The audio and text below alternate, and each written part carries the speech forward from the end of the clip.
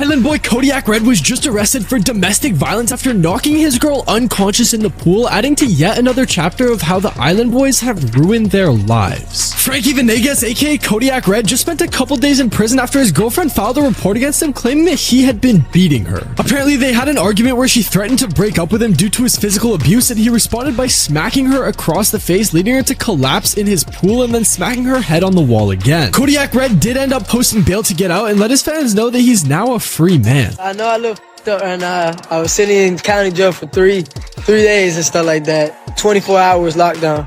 But I'm out, man. Though he is currently out of prison, fans are worried that this may lead to more issues, as this is not the first time that the boys have had run-ins with the law. See, this is the first time that Kodiak Red has actually been arrested for domestic violence, but there were clear signs of it before, as his girlfriend was threatening to leave him due to his behavior. Ironically, just a couple days before he was arrested, the Island boys went on TikTok to convince their fans about how happy they were. Hey, we're happy together, we're positive, and we're peaceful. Are we peaceful, babe? Very. So, like, I mean, obviously, like, we have our ups and downs, but fans were quick to comment after the arrest, saying how clear it was and saying that she was hesitating and needs help since she has already come out and called them out before for the abuse. But all of this was just the beginning of the story, because in February of 2022, the boys were involved in a controversy about sheltering one of their best friends after he had committed an actual murder of a 10-year-old girl for a gang initiation. The police raided their house in the middle of the night, and the internet was actually scared that the Island boys would have been associated to the horrible crime. But it turns out that they had no clue what had happened and were not involved in any other way than their friend who committed it sleeping on their couch for the night. They even ended up sending out this video to the family of the tragedy. I just want to send my condolences to the family that this tragedy has happened. Though the twins were innocent, fans didn't believe that they had no idea what was happening since they knew the murderer and was letting him stay with them for an extended period of time. Besides them popping up in the news every now and then, the Island boys have remained mostly on the sidelines, but because of this have actually been struggling financially. See, in late 2021, the Island boys went on to the Impulsive podcast and ended up actually storming off after a disagreement about financial advice from co-host George Janko. You know me from Island Boys, but you know I'm thugging, bro, right? You know that, right? I told you, end it already. You haven't ended it. You keep on talking about it. The brothers stated that they didn't need financial advice, saying, quote, "I probably make more than you," after George Janko tried telling them they should look into investing their money to stay rich in the long run, and Jake Paul even spoke about the situation. When he stood up to George and said,